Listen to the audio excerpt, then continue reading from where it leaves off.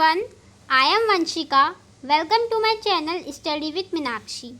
आज हम political science का चैप्टर 9 पढ़ेंगे जिसका नाम है वैश्वीकरण। वैश्वीकरण का जो इंग्लिश नेम है वो है ग्लोबलाइजेशन। आप सभी ने पहली क्लास में अपनी वैश्वीकरण के बारे में बहुत पढ़ा होगा। 6th क्लास में पढ़ा होगा, 9th क्लास में पढ़ा होगा, 10th में पढ़ा होगा। वैश्वीकरण के बारे में आपने वैश्वीकरण होता क्या है? अगर हम इसका एक शाब्दिक अर्थ देखें, अगर हम इसकी संधि विच्छेद करें तो इसका संधि विच्छेद क्या होगा? विश्व प्लस एकीकरण। विश्व का एकीकरण। जब सारे देश आकर आपस में मिल जाएं तो वो क्या होता है? वैश्वीकरण। ये इसका शाब्दिक अर्थ है। लेकिन अगर हम देखें वैश्वीकरण का जो इस चैप्टर के हिसाब से दिया है तो वो क्या होगा हमारा? जैसे कि मैं आपको एक एग्जांपल से समझाती हूँ। समझ लीजिए आपने पहले के टाइम पे क्या होता था? पहले के टाइम पे फेसबुक, व्हाट्सएप ये सब नहीं था ना, तो ये कहाँ से आया? ये अमेरिका से आया। जब कोई भी चीज़, देखो वैश्वीकरण एक ऐसी प्रक्रिया होती है जिसके द्वारा हम एक दूसरे से जुड़ सकते हैं, लेकिन अलग अलग माध्यमों के थ्रू। जैसे कोई व्यक्ति, अगर कोई व्यक्ति एक जगह से दूसरी जगह जा रहा है, अगर समझ लो अगर मैं हूँ और मैं अगर यहाँ से विदेश जा रही हूँ, तो ये क्या होता है? ये वैश्वीकरण के माध्यम से ही होता है।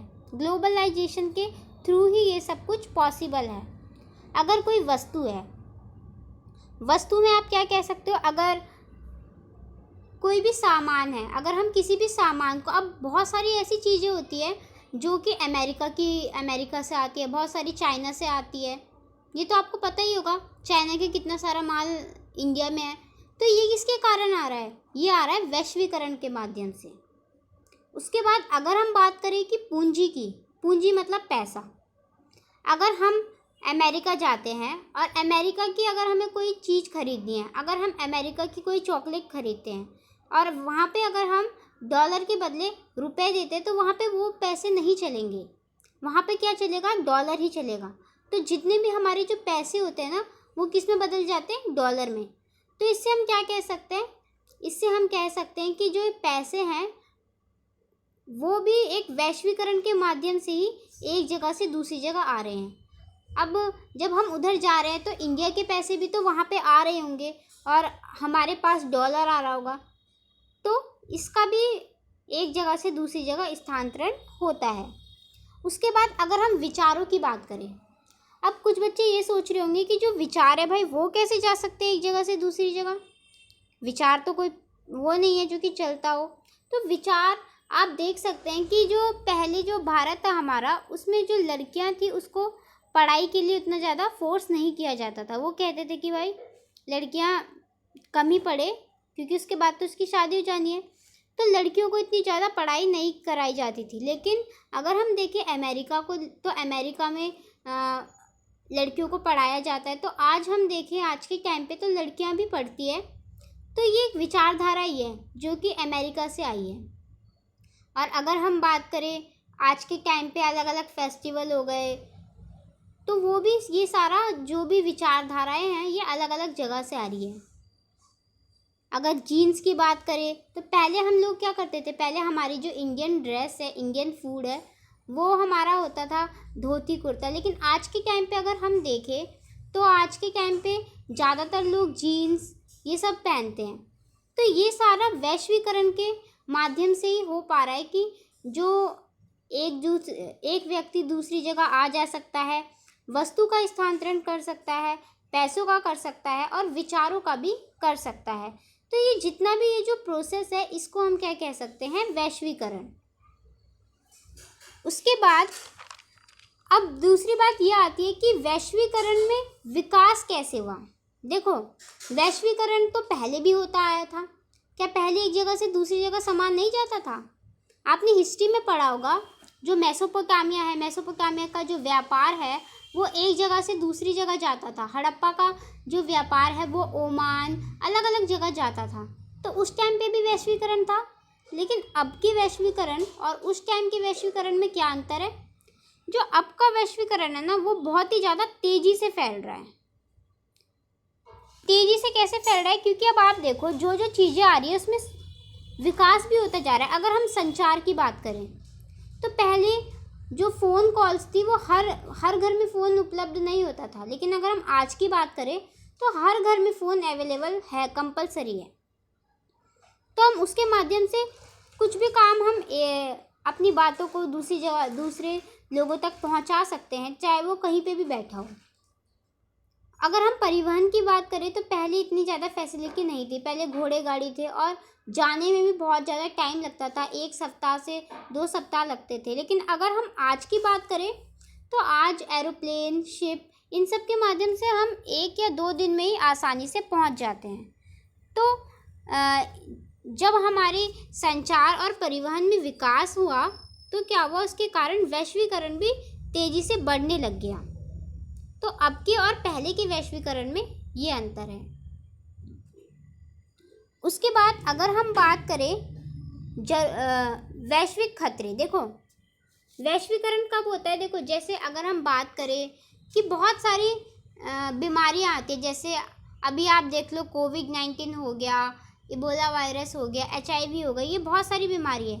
तो देखो जब तक वैश्वीकरण नहीं होगा तब तक इसका समाधान कैसे निकलेगा? आप सपोज करें कि किसी एक देश से ये बीमारी फैली है, ठीक है, और दूसरी किसी जगह ने इसकी जो दवाई है वो लॉन्च कर दी है, तो वो अपनी जो दवाई है उसको एक जगह से दूसरी जगह पहुंचा सकता है। किसके माध्यम से? वैश्वीकरण के माध्यम से। अगर वैश्वीकरण ही नहीं होगा तो हम क्या अपनी जो चीज़ें हैं वो दूसरों तक पहुंचा पाएंगे? तो ये तो बिल्कुल इम्पॉसिबल है। तो इससे हमें नुकसान तो होगा ही, और ज़रूरतें तथा आपसी लाभ। देखो अब क्या होता है, जो गरीब देश होते हैं उनके पास इतनी ज़्यादा टेक्नोलॉजी नहीं होती कि वो सारी चीज़ों का इस्तेमाल कर सके। तो जो आपने देखा होगा जो विकसित देश हैं उनके जैसे आप समझ सकते हैं कि मेट्रो, जापान ने मेट्रो का वो करा, इन्वेंशन किया, तो इससे क्या जापान को ही फ़ायदा हुआ? नहीं, इससे भारत को भी फ़ायदा हुआ और देशों को भी फ़ायदा हुआ। अगर ग्लोबलाइजेशन नहीं होता तो क्या मेट्रो हमारे यहाँ तक आ पाती? तो ये सब ग्लोबलाइजेशन की वजह से ही है, वैश्वीकरण की वजह से ही आज इतना कुछ संभव हो पाया है। उसके बाद अब हम बात करें वैश्वीकरण के मुख्य तत्व, क्या क्या चीज़ें इसमें मेन है। अगर हम बात करें जब हम एक जगह से दूसरी जगह सामान पहुंचाते हैं, आप इसे एक एग्जांपल से समझिए। जैसे अगर कोई अमेरिका है और हम अमेरिका से कोई सामान लेते हैं और अमेरिका हमसे कोई सामान लेता है, जैसे हमारे पास अनाज बहुत ज़्यादा है, अमेरिका के पास कुछ और चीज़ है जो बहुत ज़्यादा मात्रा में है, और अगर हम दोनों आपस में सामान खरीदते हैं तो हमें बहुत ज़्यादा टैक्स देना पड़ता है। लेकिन अगर हम उस टैक्स को ही ख़त्म कर दें तो इससे क्या होगा, दोनों लोगों को फ़ायदा होगा। उन्हें भी टैक्स नहीं देना पड़ेगा, हमें भी टैक्स नहीं देना पड़ेगा, और हम जिस चीज़ की हमें ज़रूरत है हम वो चीज़ ले सकते हैं, और जिस चीज़ की उसे ज़रूरत है वो चीज़ ले सकता है। जैसे कि आप सपोज़ करिए कि आपके पास पेंसिल है और दूसरे बच्चे के पास रबड़ है, ठीक है। अब आपको रबड़ की भी ज़रूरत पड़ेगी और उसे पेंसिल की भी, तो आप अपनी चीज़ों को एक्सचेंज करके यूज़ कर सकते हैं ताकि इससे दोनों को ही फ़ायदा हो। तो वैश्वीकरण भी एक तरीके से यही है।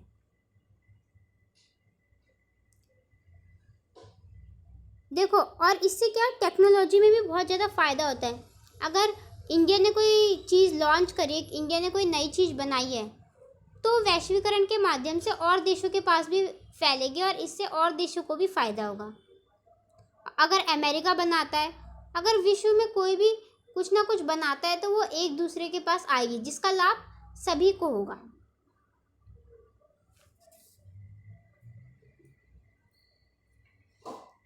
और अगर हम बात करें श्रमिकों की, देखो आज के टाइम पे जो प्रौद्योगिकी है, जो टेक्नोलॉजी, वो इतनी ज़्यादा आ गई है कि क्या लोग जो है वो टेक्नोलॉजी के उस पर ही काम कर रहे हैं। जो लेबर वगैरह हैं, जो हमारे लेबर वगैरह हैं, वो ज़्यादा काम नहीं कर पाते। तो इससे क्या होता है, इससे जो गरीब देश होते हैं उन्हें नुकसान भी होता है। क्योंकि देखो जो लोग, समझ लो भारत में कुछ अच्छे लोग पढ़ रहे हैं, ठीक है, पैसा उन पे किसने खर्च किया? भारत के लोगों ने किया।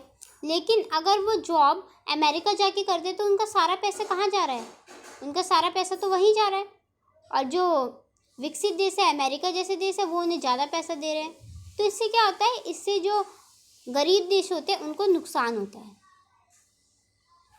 ठीक है, और अब हम देखेंगे कि जो लोग हैं वो कितना % किस पे खर्च करते हैं। अगर हम मिनरल्स की बात करें, खनिज की बात करें, तो 32.6% इस पे खर्च किया जाता है। अगर हम मेटल की बात करें, प्रीशियस मेटल पदार्थ की बात करें, तो 12.5। अगर हम मशीन की बात करें तो 10.1, और कोई बिना मशीन की चीज़ है तो 10.15। केमिकल्स की बात करें तो 5.8, और अगर हम अदर कुछ हमें ख़रीदना है तो 24.5। उसके बाद बहुराष्ट्रीय निगम एजेंसियों को भी कभी कभी अंतर्राष्ट्रीय निगम कहा जाता है। ये बड़े और शक्तिशाली व्यवसाय हैं जो विभिन्न देशों में उत्पाद या सेवाएं बेचते हैं। देखो, कुछ ऐसी कंपनियां होती हैं ना जो बहुत ही ज़्यादा बड़े लेवल पे होती है। अब हर कंपनी तो बड़े लेवल पे नहीं होगी, कुछ कुछ कंपनियां ऐसी होती है जो एक जगह नहीं बल्कि अनेक जगह अपना व्यापार करती है। उसे हम क्या कहते हैं, MNC। MNC का मतलब क्या होता है, मल्टीनेशनल कंपनी। मतलब वो किसी एक जगह पे नहीं रहती। अगर कोई एक देश उससे सामान ना खरीदे तो भी उसे कोई फ़र्क नहीं पड़ता, क्योंकि जो रोज़गार के साधन है उन्हें तो कहीं भी जगह मिल जाएगा, क्योंकि पूरा एक भारत ही अकेला देश नहीं है ना, बहुत सारे देश हैं। और अगर हम बात करें वैश्वीकरण की, तो भारत में वैश्वीकरण 1991 में आ गया था, चाइना में 70s में आ गया था। तो ऐसी अलग अलग टाइम पे वो आ गया था। अब हम इसमें बात करेंगे इसके एडवांटेज और डिसएडवांटेज, परिणाम और दुष्परिणाम पे अब हम बात करेंगे।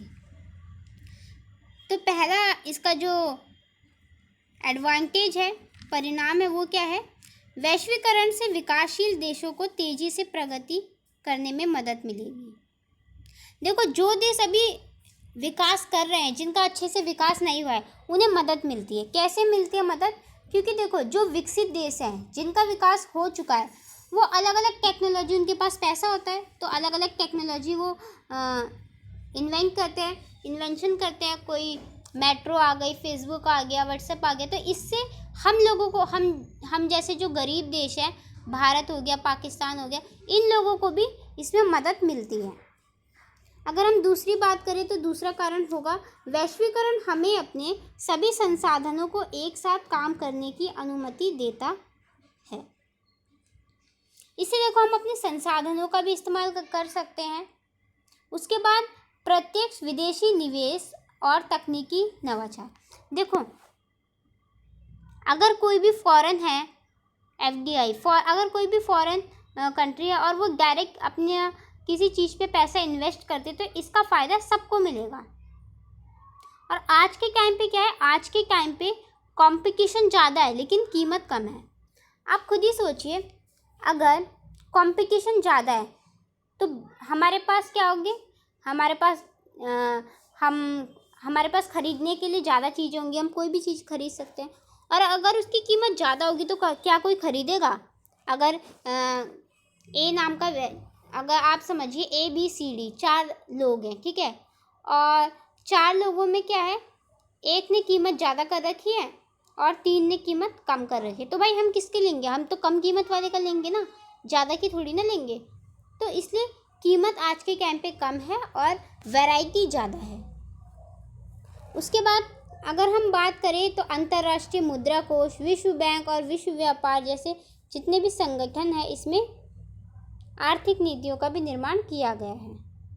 पैसों का रोजगार, देखो आज के टाइम पे रोजगार भी बहुत ज़्यादा है। अब आप खुद ही सोचिए, अगर कोई कंपनी है, ठीक है, एक कंपनी ने अपना यहाँ पे कुछ बिजनेस खोला, तो उसके लिए उसे वहाँ के लिए काम करने के लिए लोग भी चाहिए होंगे, ठीक है। तो इसके आज के टाइम पे रोजगार भी, मतलब हर चीज़ में रोजगार भी चाहिए होते हैं। तो इससे जो बाकी देश है उनको भी फ़ायदा होता है इससे। लेकिन अगर हम इसके परिणाम देख रहे हैं तो हमें इसके दुष्परिणाम भी देखने चाहिए, क्योंकि हर चीज़ के 2 पहलू होते हैं, उसकी अच्छाई भी होती है तो उसकी बुराई भी होती है। अगर अब हम बात करें तो इसमें घरेलू उद्योगों का नुकसान होता है। देखो, बहुत सारी चीज़ ऐसी होती है जो मशीनों के द्वारा बनाई जाती है, लेकिन कुछ चीज़ें ऐसी होती है जो घरेलू बनाई जाती है। जैसे कि अगर हम बात करें दिए की, तो पहले हम क्या करते थे, मिट्टी के दिए जलाते थे, लोग मिट्टी के दिए बेचते थे, तो इससे उन लोगों को फ़ायदा होता था। लेकिन अब क्या हुआ, जो अब है, अब मोमबत्ती वगैरह आ गई है, तो लोग इसी को खरीदते हैं। तो इससे क्या होता है, जो घरेलू चीज़ है, जो घर की चीज़ है, लोग उसको कम खरीदना पसंद कर रहे हैं। तो इससे क्या होता है, हमारे संसाधनों का नुकसान होता है। देखो, अगर हम कोई भी चीज़ बना रहे हैं तो उसके लिए हमें किसी न किसी चीज़ की ज़रूरत पड़ती है, और अगर हम अपने चीज़ों को ख़त्म करते जाएंगे तो एक टाइम पे वो पूरी ख़त्म हो जाएगी। तो इससे जो संसाधन है हमारे, उसका भी एक जगह से दूसरी जगह स्थानांतरण होता है। उसके बाद तीसरा पॉइंट है, विकसित देश कुशल लोगों और संसाधनों को गरीब क्षेत्रों से दूर खींचता है। देखो, अब जो विकसित देश है, वो जो गरीब देश है, उन लोगों को क्या करता है, उन लोगों को कहता है कि तुम हमारे यहाँ आओ, काम करो, हम तुम्हें ज़्यादा पैसे देंगे। तो भाई लोग चले जाते हैं। इससे नुकसान किसको होता है, देश को होता है, क्योंकि देश ने पूरा साल इन पे खर्च किया और जितने भी लोग थे अब वो वहाँ काम कर रहे हैं। क्योंकि जो विकासशील देश है उनके पास इतने ज़्यादा पैसे नहीं है कि वो इतने ज़्यादा पैसे दे उन्हें। तो इससे क्या होता है, जितने भी हमारे यहाँ के जो अच्छे अच्छे लोग होते हैं, काम करने वाले लोग होते हैं, वो किसकी तरफ खींचे चले जाते हैं, जो विकसित देश हैं। और अगर हम बात करें तो यहाँ पे ना, जो बहुराष्ट्रीय है, मतलब जिनका मतलब जो बहुत एक काम नहीं बहुत सारे काम करते हो, उनका यहाँ पे दबदबा हो गया है, मतलब उनका यहाँ पे राज है। अगर हम बात करें छोटी कंपनियों की, तो अगर बड़ी कंपनियाँ आ जाएंगी तो छोटी कंपनियों को मौका ही नहीं मिलेगा। तो इसका एक ये भी नुकसान है। उसके बाद अगर आप देखिए, रोज़गार तो मिल रहा है, लेकिन रोज़गार जा भी रहे हैं। अगर हम कोई गरीब देश है और वो अमीर जगह जा रहा है काम करने के लिए, तो जो गरीब देश है वहाँ पे तो रोज़गार की कमी हो जाएगी ना। तो एक ये भी है। उसके बाद सामाजिक सुरक्षा तंत्र को कम करना। देखो क्या होता है, आज के टाइम पे अगर हम देखें तो ये जितनी भी बिजनेस वगैरह है, ये सारा प्राइवेट काम है। तो सारा जब प्राइवेट के हाथों में चला जाएगा तो जो गवर्नमेंट है वो तो कुछ करेगी ही नहीं, उनके पास पैसा नहीं आएगा, वो कैसे इन्वेस्ट करेंगी, तो वो हम पे भी कम खर्च करेगी पैसा। तो ये भी एक कारण है। उसके बाद आर्थिक वैश्वीकरण के कारण नव उपनिवेशीकरण को बढ़ावा मिलता है, और IMF, WTO, WBE में अमीर और विकसित देशों का दबदबा है। अब देखो, जितने भी जिसमें पैसे इन्वेस्ट किए जाते हैं तो उसमें मेनली अमेरिका वगैरह जो भी वेस्टर्न कंट्रीज़ है उनका यहाँ पे इम्पोर्टेंट रोल है, क्योंकि इनके पास बहुत सारा पैसा है, और जिसके पास ज़्यादा पैसा होगा भाई उसी का दबदबा होगा आज के टाइम पे। तो इसमें भी यही है। तो आज की वीडियो जो है वो हमारी यहीं ख़त्म होती है। अगर आपको मेरी वीडियो पसंद आई हो तो मेरी वीडियो को लाइक कीजिए, शेयर कीजिए, और जो भी आपकी क्वेरीज हो आप मुझसे कमेंट करके पूछ सकते हैं। हम मिलेंगे पार्ट 2 में। Thank you.